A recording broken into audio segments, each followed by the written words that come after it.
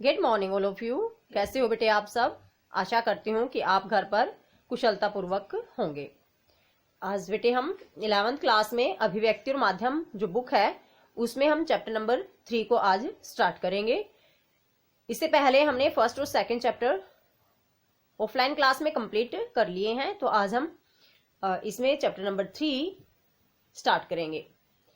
Class 11th है, chapter number 3 है बेटे। बुक का नाम है अभिव्यक्ति और माध्यम और पाठ का नाम है समाचार लेखन, यानी जो समाचार लिखे जाते हैं उनमें क्या क्या नियम, क्या क्या रूल रेगुलेशन होते हैं, इसको आज हम पढ़ते हैं। तो फर्स्ट क्वेश्चन देखिए बेटे, समाचार लेखन में किन किन की मुख्य भूमिका होती है, यानी जो समाचार लिखा जाता है समाचार के लिखने में किन किन की मुख्य भूमिका होती है। आंसर देखिए, समाचार लेखन में समाचार इकट्ठा करने वाले संवाददाताओं की और उन्हें छपने योग्य बनाने वाले संपादक मंडल की भूमिका मुख्य होती है। यानी कि जो समाचार लिखा जाता है उसमें यहाँ ये बताया गया बेटे, जो समाचारों को इकट्ठा करते हैं जिनको हम संवाददाता कहते हैं उनकी मुख्य भूमिका होती है, और दूसरी मुख्य भूमिका होती है उन जो समाचार इकट्ठा करके लाए जाते हैं उनको छपने योग्य बनाने वाला जो संपादक मंडल है उनकी भूमिका मुख्य होती है। यानी कि संवाददाताओं की और संपादक मंडल की भूमिका मुख्य होती है समाचार लेखन में। नेक्स्ट मोस्ट इंपोर्टेंट क्वेश्चन, समाचार माध्यमों में काम करने वाले पत्रकार कितने प्रकार के होते हैं। यानी जो समाचार माध्यम है उनमें जो पत्रकार काम करते हैं वो कितने प्रकार के होते हैं पत्रकार। आंसर देखो बेटे, समाचार माध्यमों के पत्रकार 3 प्रकार के होते हैं। यानी जो समाचार माध्यमों में काम करने वाले पत्रकार होते हैं वो 3 प्रकार के होते हैं। फर्स्ट है पूर्णकालिक पत्रकार।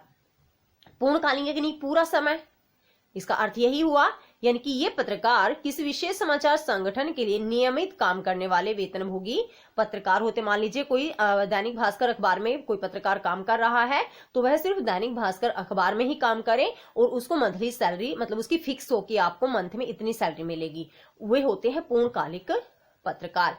इसको औपचारिक लैंग्वेज में याद करोगे कि ये पत्रकार किसी विशेष समाचार संगठन के लिए नियमित काम करने वाले वेतनभोगी पत्रकार होते हैं। सेकंड देखिए बेटे, सेकंड है अंशकालिक पत्रकार। अंश यानी कि भाग ना, पार्ट बोलते हैं जिसको हम। तो अंशकालिक पत्रकार कौन से होते हैं? ये पत्रकार किसी समाचार संगठन के लिए निश्चित मानदेय के आधार पर काम करते हैं। ये 1 से अधिक पत्रों के लिए काम करते हैं। तो अंशकालिक पत्रकार होते बेटे पार्ट टाइम जो काम करते हैं। यानी कि मान लीजिए कोई ऐसा पत्रकार है जो दैनिक भास्कर में भी कुछ न्यूज देता हो, दैनिक जागरण में भी कुछ न्यूज देता हो और अमर उजाला वगैरह जो अन्य अखबार हैं उनके लिए भी वो काम करता हो। तो यहाँ ये बताया गया निश्चित मानदेय के आधार पर। निश्चित मानदेय का अर्थ है यहाँ पर कि आप अगर हमें इतनी खबरें देंगे तो आपको इन खबरों के हिसाब से इतने पैसे मिलेंगे, तो वो होते हैं अंशकालिक पत्रकार। और ये जो पत्रकार होते हैं किसी एक अखबार के लिए काम नहीं करते बल्कि 1 से अधिक पत्रों के लिए काम करते हैं। थर्ड देख ले, फ्रीलांसर। फ्रीलांसर, फ्री का अर्थ क्या होता है बेटे? आजाद ना, स्वतंत्र। ये पत्रकार किसी विशेष समाचार पत्र या संगठन के वेतनभोगी नहीं होते। यानी कि फिक्स नहीं होता कि ये किस अखबार के लिए, किस समाचार पत्र के लिए काम करेंगे या किस समाचार संगठन के लिए काम करेंगे। ये भुगतान के आधार पर अलग अलग समाचार पत्रों के लिए काम करते हैं। ये पैसे के हिसाब से, मतलब इनका फिक्स होता है कि अगर आप हमारे अखबार को न्यूज देंगे तो हम आपको इतने पैसे देंगे। तो ये भुगतान के आधार पर पैसों को जो डिवाइड करके इनको मिलता है उसके आधार पर ये अलग अलग समाचार पत्रों के लिए काम करते हैं। जैसे आपने देखा होगा कि जो दैनिक भास्कर अखबार है इसमें एक पत्रिका भी आती है मधुरिमा, तो यह है फ्रीलांसर। हम इसको स्वतंत्र जो पत्रकार है संगठन के अंतर्गत हम इसको मान सकते हैं, क्योंकि इसका डे भी फिक्स होता है, प्राइस भी इसके फिक्स होते हैं। और सिर्फ ये मधुरिमा जो पुस्तक है किसी अन्य रूप में अन्य अखबारों में भी पाई जाती है। तो ये फ्रीलांसर या भुगतान के आधार पर अलग अलग समाचार पत्रों के लिए काम करते हैं, जो एक किसी भी समाचार संगठन के लिए फिक्स नहीं होते और ये पैसे के हिसाब से अलग अलग समाचार पत्रों के लिए काम करते हैं। वे फ्रीलांसर या स्वतंत्र जो पत्रकार है वो होते हैं। नेक्स्ट देखिए बेटे, क्वेश्चन नंबर 3, समाचार लेखन की शैली पर प्रकाश डालिए। या कई बार क्वेश्चन इस तरह से भी आता है कि समाचार कैसे लिखे जाते हैं। क्वेश्चन सेम ही है। शैली भी पूछी जा सकती है और समाचार कैसे लिखे जाते हैं ये भी पूछा जा सकता है। आंसर देखिए बेटे, समाचार लिखने की शैली उल्टा पिरामिड शैली कहलाती है। ये वर्ड याद भी रखने हैं बेटे, क्योंकि कई बार क्वेश्चन उल्टा पिरामिड शैली किसे कहते हैं इस तरह से भी क्वेश्चन पूछा जाता है। तो क्वेश्चन में याद रखना कि उल्टा पिरामिड शैली किसे कहते हैं, वही जो आगे हम आंसर पढ़ रहे हैं। इसके अंतर्गत सबसे महत्वपूर्ण बात सबसे पहले लिखी जाती है, कम महत्वपूर्ण बाद में, और सबसे कम महत्वपूर्ण बात सबसे अंत में लिखी जाती है। तो उल्टा पिरामिड शैली किसे कहते हैं, जिसमें सबसे महत्वपूर्ण बात सबसे पहले लिखी जाए, उससे कम महत्वपूर्ण बात उसके बाद में, और सबसे कम महत्वपूर्ण बात सबसे अंत में लिखी जाती है। ऐसा हम न्यूज़पेपर में देखते हैं बेटे, जो मोस्ट इंपोर्टेंट न्यूज होती है वो फ्रंट पेज पर आती है, जो उससे कम महत्वपूर्ण है वो उनके बाद आती है, और जो सबसे कम महत्वपूर्ण है वो सबसे लास्ट पेज पर आती है। ये समाचार लिखने की शैली होती है, तरीका होता है कि समाचार लिखने कैसे हैं। लास्ट क्वेश्चन देखो, क्वेश्चन नंबर 4, समाचार लेखन में 6 ककारों का क्या महत्व है।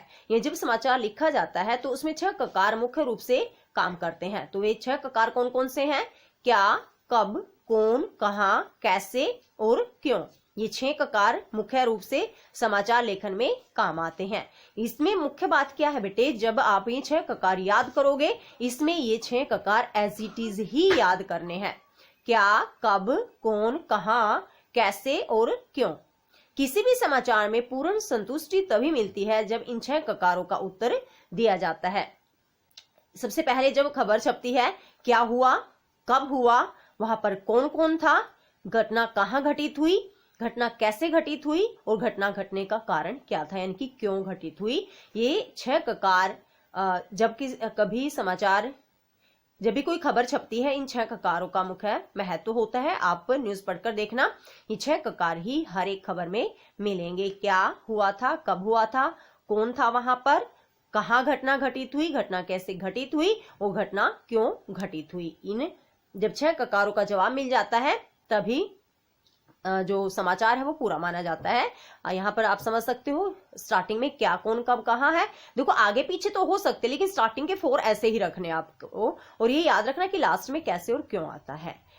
उसके बाद तथ्य स्रोत हम नेक्स्ट जब वीडियो में पढ़ेंगे इस चैप्टर को, उसमें आपको अच्छे से समझाया जाएगा ये। तो इसमें याद रखना कि पहले 4 ककार क्या, कौन, कब, कहाँ आएंगे, लास्ट में कैसे और क्यों आएंगे। तो बेटे आज के लिए इतना ही। नेक्स्ट वीडियो में हम नेक्स्ट क्वेश्चन पढ़ेंगे। आज आपको ये क्वेश्चन अच्छे से रीड करने हैं और नोटबुक में राइट करने हैं।